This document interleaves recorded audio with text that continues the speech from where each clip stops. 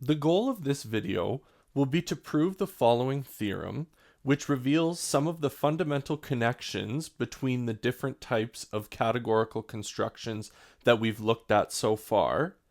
So the theorem says that a category C has pullbacks and terminal objects if and only if that category C has finite products and equalizers. Recall what it means for a category to have the limits of a certain type. So say C has pullbacks or C has equalizers. What that means is that anytime there's a candidate diagram for any one of these limits, that the limits over that candidate diagram exist. So more specifically, for a pullback, what do the candidate diagrams look like? Well, it's any two colliding morphisms, right? So anytime we have two colliding morphisms in the category, we need to be able to create a limit P, which in this case will be a pullback, right? That's what it means for the category to have pullbacks.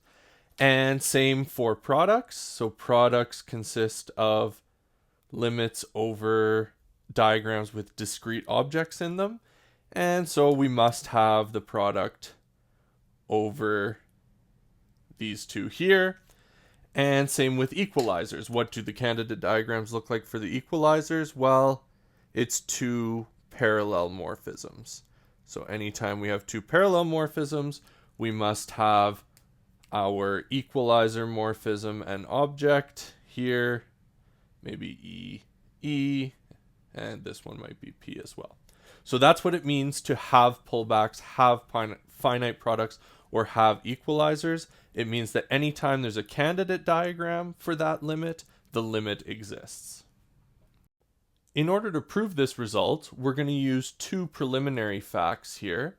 And the first one I'll leave as an exercise, so I won't actually prove this one outright, but you can pause the video here if you want and prove this fact. So the first one says that the empty products of a category are the terminal objects of that category. And by that I mean that the empty products, which mean products over a diagram with nothing in it. So here we said that products were limits over diagrams with only discrete objects in them. But if you say had no objects in your diagram, well, it would kind of vacuously satisfy this definition, right? So it would sort of be a candidate diagram for a product. And so what would the empty product look like? Well, it's actually just the terminal objects of that category. So you can prove that. And that's also true in the other direction. Any terminal object in the category is a product over this empty diagram here.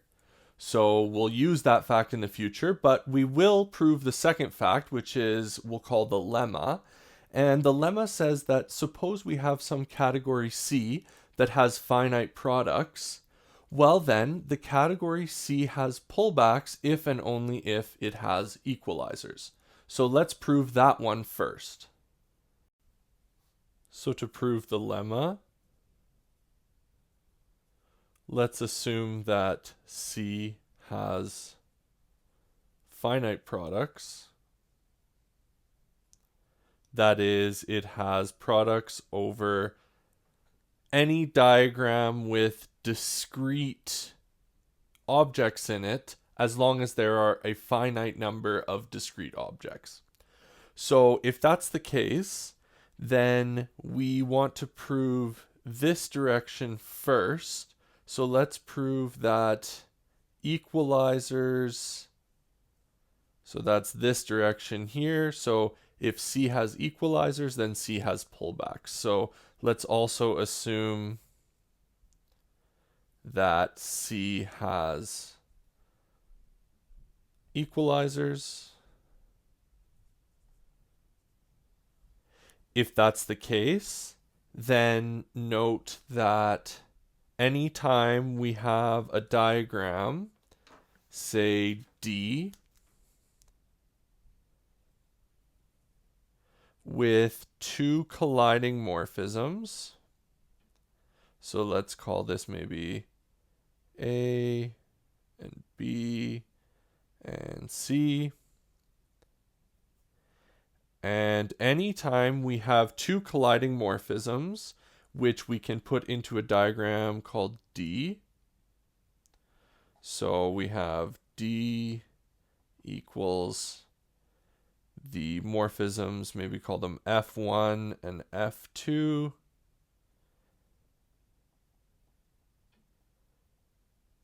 In this diagram here, we'll need to show that there needs to be a limit over this diagram, right? Because that's what it means to have pullbacks. It means that anytime we have something like this, two colliding morphisms, it creates a candidate diagram for a pullback, and because C has to have pullbacks, that pullback needs to exist.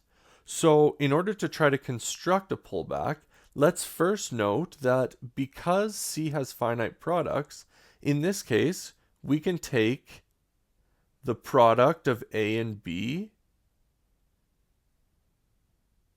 here, complete, and remember that the product consists of a triple.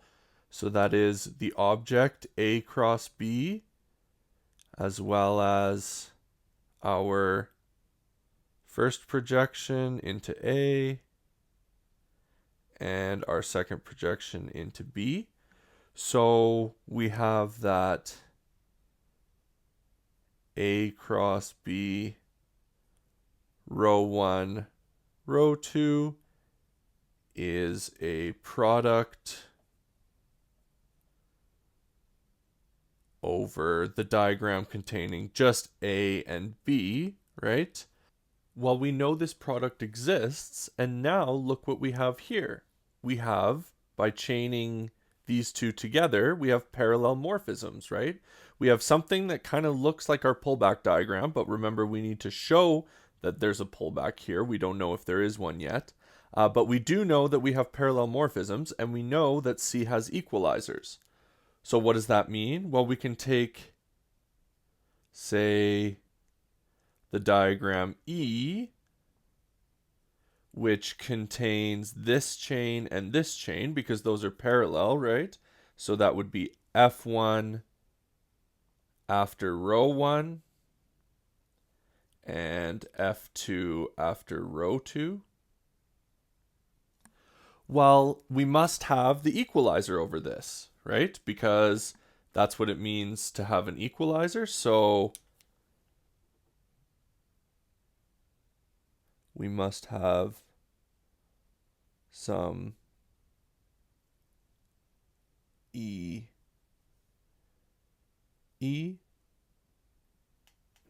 that is an object E and a morphism E, such that E equalizes these two chains, right? So we need to have that F1 after row after E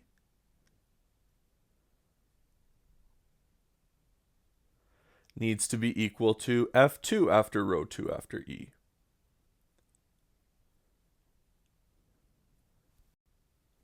But this equation implies that we have a cone over our diagram D here, right? Our original diagram D. Because we have that this chain here is equal to this chain here. And so we get that E, row 1 after E, row 2 after E, that triple forms a cone over D. So we found a cone over D, and the question is, could that cone maybe be a limit over D as well, right? Because if we could find a limit over D, we would have found a pullback and we would have proved our results. So let's try to see if this triple here is not just a cone over D, but actually a limit over D. So how do we do that? Well, we have to find some other cone X, for example. Maybe X with X1 going into A and X2 going into B. So we have our cone X, X1, X2 over D. And maybe we'll call this curly x. So notice though that we have a product here, A cross B. And notice that we have an x1 going into A and an x2 going into B. And notice that that means that we also have a cone over just AB, right? Like we did here when we said this is the product over AB. Well, we need to have that X is also a cone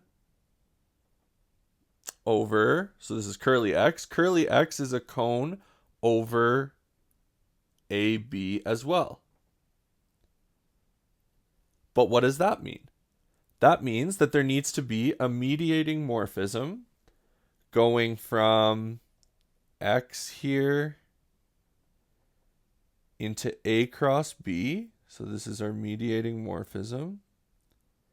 Maybe call it alpha. So there exists a unique mediating morphism alpha going from X into A cross B. And that is such that, well, what are the two results? We need to have that this triangle commutes. So that would be that alpha and then row 1. So row 1 after alpha would need to be equal to x1. And row 2 after alpha would need to be equal to x2, the same property over here. But then we can use this equation to replace with our commutativity equation from this cone here. So since curly x is a cone over D, we have our regular commutativity property, which is that f1 after x1 is equal to f2 after x2. And then we can replace with this equation here to get that f1 after row 1 after alpha is equal to f2 after row 2 after alpha. And if that's the case, can you see what we have now? Well, we have a cone over E, right? Now we have this commutativity property. So we have that alpha right equalizes f1 after row 1 and f2 after row 2. So that's exactly what we needed to have a cone over E. So we get that x alpha is a cone over E, which is right here. But we've already established that there's an equalizer over E, right? That's E. So it's starting to be too many E's maybe, but yeah, so we know that there's a limit over this diagram E because we have the equalizer EE for that diagram. So what does that mean? Well, it means we need to have a unique mediating morphism going from the cone to our equalizer, right? Our limit. So that means there exists a unique theta going from X into E. So that's right here. Theta. And it needs to be such that what? Well, it commutes with alpha and the equalizer morphism. So that is that alpha equals E after theta. So we have a mediating morphism going from X into E, and we know that E is the vertex of our cone, the cone that we're checking to see if it's a pullback or not.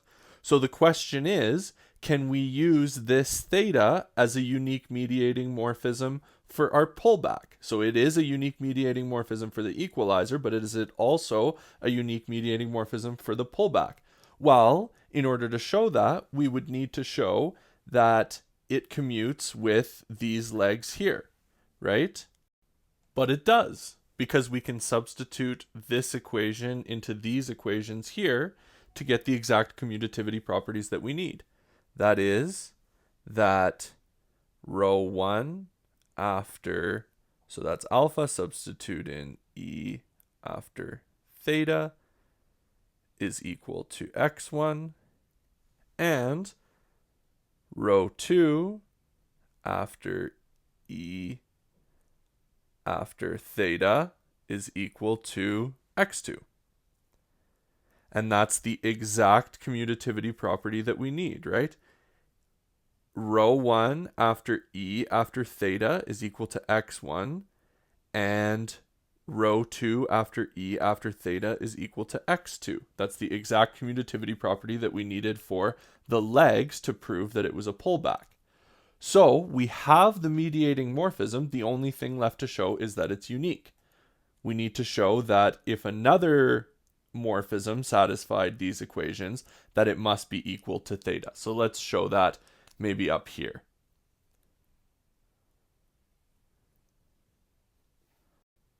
So suppose that theta prime going from x to E satisfies these two equations as well. So that is rho 1 after E after theta prime equals x1, and rho 2 after E after theta prime equals x2. Well, if that's the case, then notice that E after theta prime also satisfies these two equations here, right? E after theta prime, if you substitute it for alpha, satisfies this one, and same thing for the second one. And so if that's the case, we know that we only had a unique alpha that satisfied both of these equations. So that means we have to have E after theta prime has to be equal to alpha, which is equal to E after theta. So we have E after theta prime is equal to E after theta. But remember that E is an equalizer morphism, and equalizer morphisms are monic. That means we can cancel them on the left. So we get theta prime equals theta, which is exactly what we needed to prove, right? There's a unique mediating morphism that satisfies these equations here. And so that's QED for just the first half. So we've shown that equalizers implies pullbacks when you have finite products, but we need to show that pullbacks implies equalizers when you have finite products. So let's do that next.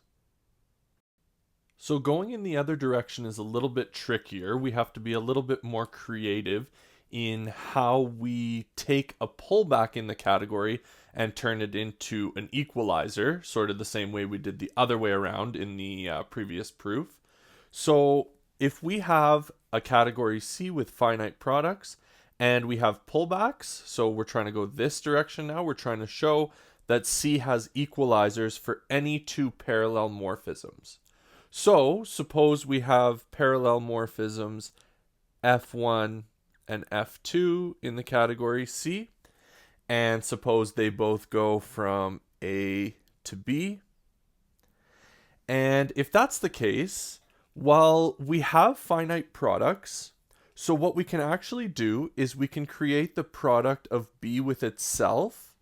So that is, we have the product B cross B, and then we need one projection morphism going from B cross B into B, and another projection morphism going from B cross B into B, right? They both go into B. And this is a product over the diagram BB. So it might seem a little strange that we create a diagram that has two copies of B, but it makes sense if we think about the definition of a diagram, right? A diagram is a functor, and there's no restrictions on that functor. So all that means is that this diagram, this functor, mapped the index category with two objects in it to the same object in our category C, right? It's just a non-injective mapping from the index category to the target category, but it's still a perfectly fine diagram. So that's how we construct this triple here, which is the product over that diagram. So using this product of B with itself, we can actually define a couple of morphisms. So the first one is the diagonal morphism for B. So that goes from B into this object B cross B. And recall in set that this one just gives you two copies of whatever your input is. So for example, delta B of B would just be the ordered pair B, B, right? So just gives you two copies of whatever you use as an input. And then we can also define apply F1 and F2. And this morphism goes from A into B cross B. And as you can imagine, it just applies F1 to your input and then applies F2 to your input. So we have F1, F2 of A would just be equal to F1 of A and F2 of A. Right, so we can have these morphisms automatically just based off the fact that we have this product defined. So let's draw this out. So now we have our product B cross B here. And we have the object B. And we have this morphism here, which we said is delta B. And then we have A over here. And from A into B cross B, we said that we have this apply F1 and F2 morphism. So you might already notice something, which is that we have two colliding morphisms, right? So if we put a diagram around this, then we need to have the pullback over this diagram in this category because this category has pullbacks, right? So if that's the case, then we need to have some pullback. And since I'll give the game away, it's going to be our equalizer eventually. Let's just call it E to make things easier. And this will actually end up being our equalizer morphism. So let's call this one E. And then we need another morphism here. Maybe call this E2. So we get that the triple E, E, E2 is a pullback over D. So let's just call this diagram D here, our new diagram that we have. Which means that we have the following commutativity property. We have that this chain is equal to this chain. So we get that delta B after E2 is equal to apply F1 and F2 after E. So we said that the pair EE was going to end up being our equalizer. And so how would we show that? Well, first, we'd need to show that E equalizes F1 and F2, right? Our diagram is two parallel morphisms, F1 and F2. So we need to have that E equalizes them.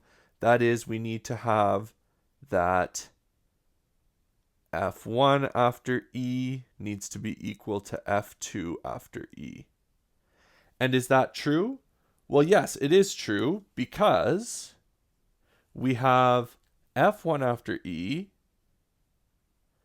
is equal to row 1 after apply F1 and F2 after E, right? Because F1 is just the first morphism in this pair here, and this projects to the first morphism. So this is just going to be F1 after E. And then this is going to be equal to row 1 after delta B after E2. And that's because we're just using our commutativity property here, right? Where we have this chain is equal to this chain. So that is apply F1, F2 after E, which is this, is equal to delta B after E2. So we just replaced it in there. And so that is going to be equal to E2. Why is that? Well, because this is just projecting the E2 into two copies of E2, and then this is just projecting it back to the first one, right? So we just get back E2. We kind of double up two copies, and then we just take the first copy. So we get back E2. And then if that's the case, well, by the exact same argument, we have that this is equal to row 2 after delta B after E2, right? So if we double it up and take the first copy, then it's going to be the same thing as doubling it up and taking the second copy, right? So that's just what we've done. And so that's going to be equal to, again, using our commutativity square back the other way now. So this chain is going to be replaced with this chain. We get back that row 2 after apply F1 and F2 after E is going to be equal to F2 after E, right? Because this is the one that projects whatever the second one is. So we get back just F2 after E. And so that's exactly the equation that we needed to prove, that F1 after E was equal to F2 after E. So that takes care of the commutativity property for our equalizer, but we still need to verify the sort of universal property, or the unique mediating morphism property. So if we take some other cone, say maybe x, also cone over our diagram F1, F2. So that is maybe, say, some x here that also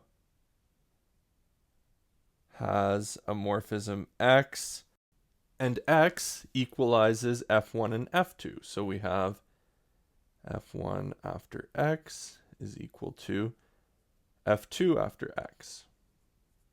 So that means that F1 and F2 agree on everything that gets mapped by x. So whatever x maps something to, F1 and F2 must both map that to the same thing, right? Especially if we're talking about sets. Makes a little more sense if we're talking about sets. But so if that's the case, then notice that we can actually construct here a morphism going from x through A through B cross B up to B, and therefore we can actually create a cone over diagram D with x as well. So in order to do that, we need to construct the morphism delta B after row 1.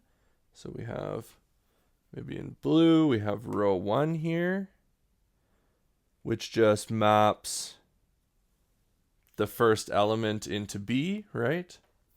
And so we have delta B after row 1 after apply F1 and F2 after x is actually equal to just F1, F2, apply F1 and F2 after x, right? Because this just gives you two copies of whatever its input is.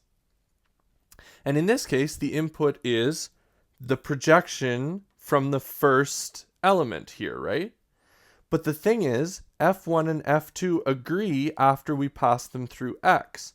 So actually, either taking the first copy and then doubling it, or taking the second copy and then doubling it, it doesn't matter because they're going to be equal once they go through x and then go through F1, or once they go through x and after they go through F2.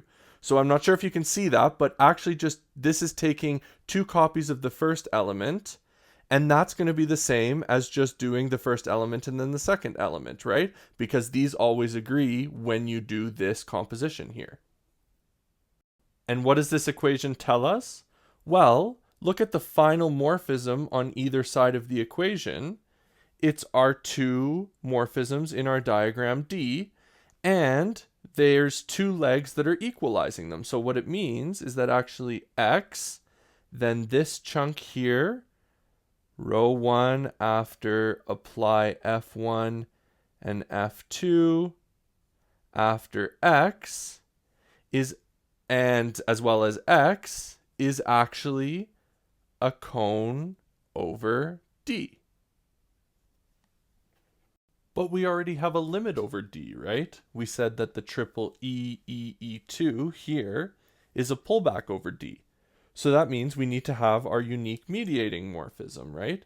We need to have a unique mediating morphism theta going from X into E such that, well, what are the two equations? Well, for the first leg, it needs to be that row 1 after apply F1 and F2 after X needs to be equal to E2 after theta, right? That's the second leg. And we need to have that X equals E after theta. So we have our unique mediating morphism theta. And notice that X equals E after theta is exactly the equation we needed for our equalizer. However, there's a small issue here, which is that this unique theta coming from the pullback is unique for both of these equations, not just for this equation. And for the equalizer, we need it to be unique just for this equation. But we're going to use a trick that we've seen in a previous video, which is that if we can establish that this equation actually implies this equation, then this morphism will be unique just for this equation alone. And that's because the only way that it could be unique for both, but not for this one, would be if there were multiple morphisms that satisfied this equation, but only one of them satisfied this equation. But if this equation implies this equation, then that wouldn't be possible, right? Any of the ones that satisfied this one must also satisfy this one. So if there were multiple that satisfied this one, there would also have to be multiple that satisfied that one, right? So if we can show that this equation actually implies this equation, then we're done. So let's show that. Let's start with X equals E after theta. Then let's apply F1 and F2 to both sides of the equation. So that looks like this. Then we can use our commutativity property from the pullback here, right? So we can say that apply F1 and F2 after E is the same thing as the diagonal of B after E2. So we get that F1, F2 after X is equal to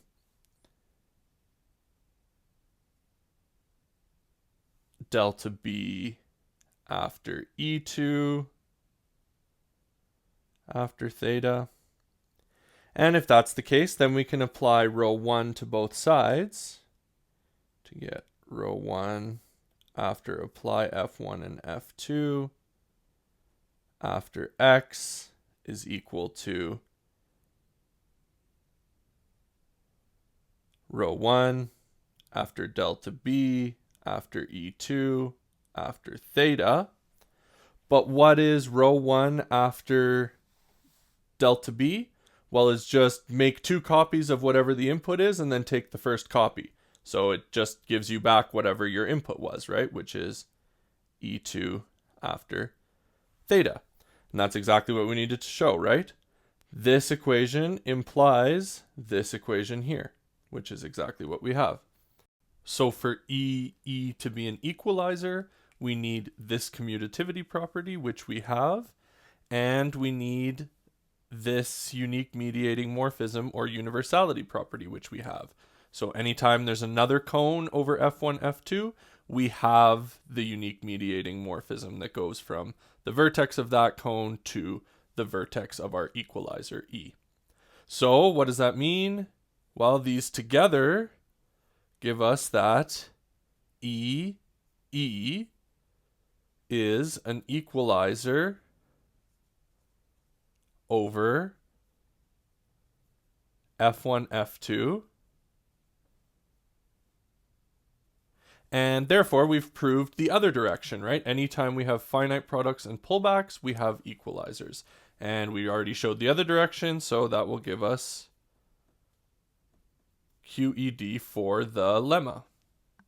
So we're ready to tackle the theorem now, and let's start by going in this direction again. So we're going to prove that if C has finite products and equalizers, then C must also have pullbacks and terminal objects.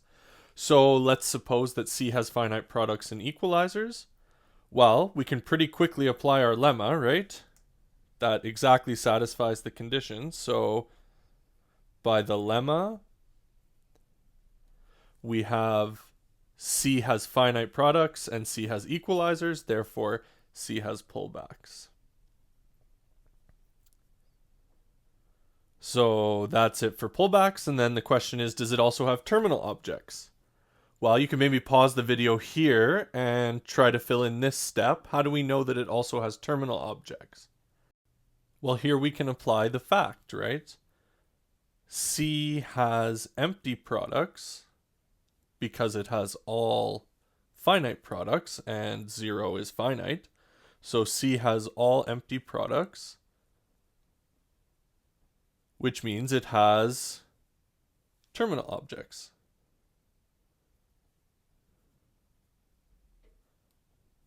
By the fact, right? Because the terminal objects are the empty products. So that's it for this direction. We were able to leverage our previous results and make it pretty easy. So for the other direction now, suppose C has pullbacks and terminal objects. We need to show that it has finite products and equalizers. So let's start with finite products. How do we know that it has finite products? Well, if we take any candidate diagram for a product, and right now, let's just focus on the binary case. So let's just say we have two objects in our diagram D here, A and B. And if that's the case, then we know that there's going to be morphisms going from A and B into our terminal object T here. So let's draw T here. And we know that there's going to be a morphism going from B into T and from A into T. And there's exactly one because that's what it means for T to be terminal. And maybe we'll call this TB and this one TA. Well, if that's the case, then we have two colliding morphisms, right? So we could create a diagram around these like we've done already. And we know that we'll have to have a pullback over these two colliding morphisms that exists. So let's say that P1, P2 is a pullback over those two colliding morphisms T A and TB. Should be like this. And we can draw our pullback P here.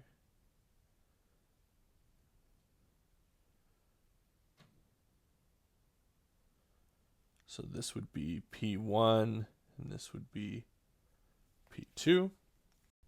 So now we've found a candidate for the product, right? We've found a triple with an object and two morphisms going into each one of the objects in D. So what we would need to check is that if some other cone X, say X, X1, X2, like this. So X1 goes here. And X2 goes here. So for this to be a product, we would need to find the mediating morphism, the unique mediating morphism going from X to P, right? The vertex of the cone to the vertex of our potential product here. So the question is, can we find a mediating morphism? Well, first, notice that this chain here and this chain here both go from X into T. And T is terminal. So that means that for any object, such as X, there can only be one morphism going from that object into T. So what does that imply? Well, that implies that this chain has to be equal to this chain. So what does that mean? Well, that means that TA after X1 has to be equal to TB after X2. Well, what does that mean? Well, that's the exact commutativity property that we need for a cone over our other diagram, right? This one here. So that means that X is also a cone over TATB.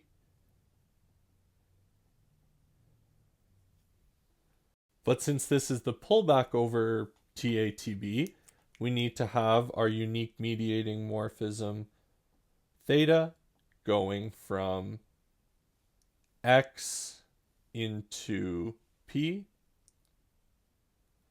And that's such that,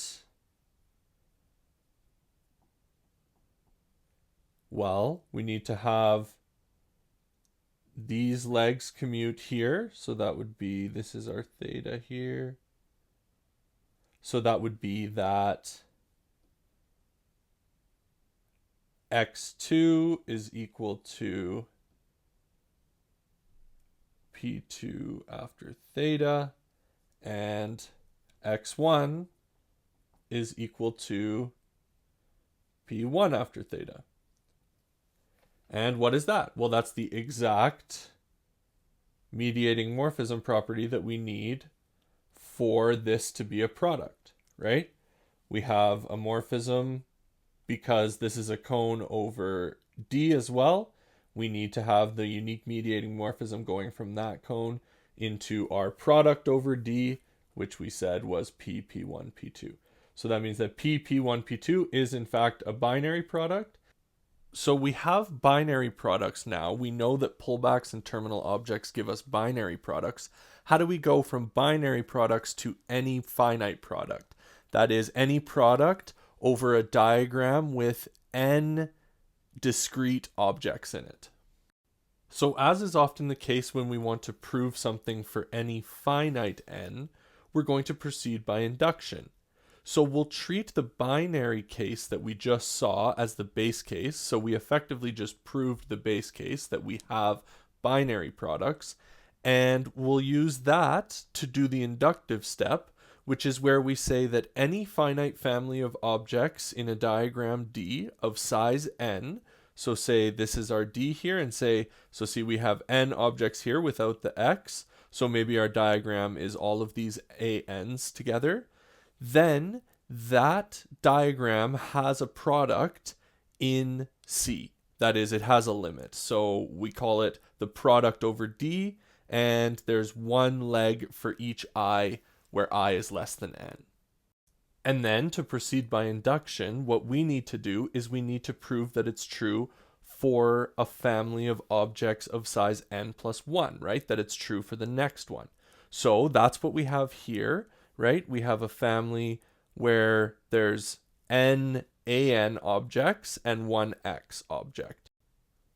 So if our diagram F consists of all of the AIs for I less than n and x, that's a family of size n plus 1. Well, we can construct a diagram D here, which is of size n, right? So if this is our diagram D inside of F, then D is of size n, right?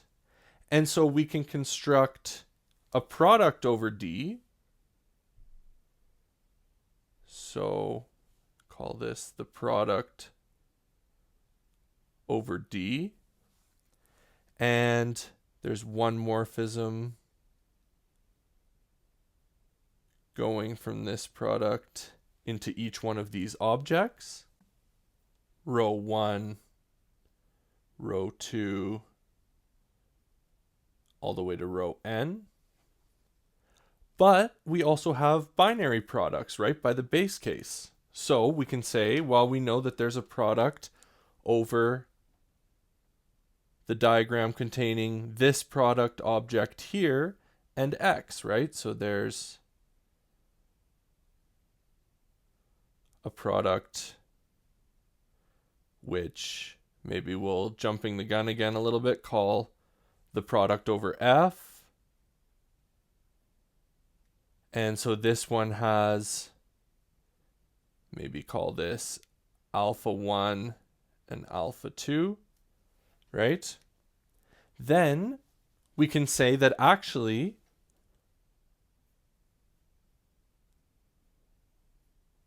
this object, the product over f, as well as alpha 2 here, as well as all of the row I after alpha 1 for I less than n. This object here, or this tuple here, is a product over f. And f is of size n plus 1. So I'll leave you to check that as an exercise. So just prove that this is in fact true. It's not too tough. You just need to find an arbitrary cone. So maybe x, and where x has morphisms going into each object. So it's forms a cone over f. Well, just notice that if it's a cone over f, then it also has a morphism going into each object in D, so it's also a cone over D. So I'll just give you that as sort of a starting point. And yeah, so just confirm this statement. Once you do that, we'll be very close to proving the statement for all finite products.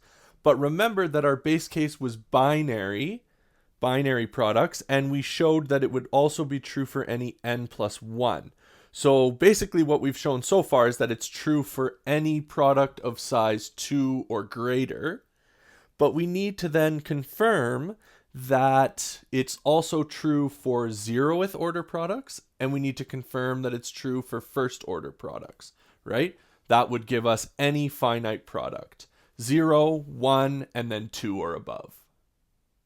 For 0th order, well, we have a terminal object t, and terminal objects are empty products. So we have that T, and of course there's no legs, so it's just the empty set, is an empty product. So we're good for 0th order products. And for first order products, if we have some diagram with just a singleton x in it, well then I'll let you show that x 1x is a product over x, which contains a single element, so that's a product of order 1. For second order plus, we already showed that by induction. So, given all of that together, we have finite products, right? And so the only thing left to show is that we have equalizers. But that one's really easy. Can you see that one now? Well, we have finite products and pullbacks now. So if we have finite products and pullbacks, then we have equalizers, right? So equalizers by the lemma. And so we've proved the theorem, right? We've proved the backwards direction, and now we've proved the forwards direction. So that is QED. And just one more thing that I'll say about this is that what we've shown here is that this lemma and this theorem are true for binary equalizers. If you go back and look at the proof, we never talked about higher order equalizers. But remember, equalizers can be over more than just two parallel morphisms. It can be over many parallel morphisms, right? So a good exercise that would be a little bit longer and a little bit more involved than the usual exercises we have would be to actually extend this argument here, and then therefore this argument, to equalizers of any finite size n. So for any set of n parallel morphisms, for any finite n, there exists an equalizer over those parallel morphisms. And so in order to do that, you'd have to go back and look at the proof of the lemma, and then also look at the way we proved the theorem for finite products, right? So you'll probably have to follow a similar pattern in terms of how we proved it for any finite n when we did it for products. So that's just a little bit longer exercise to try.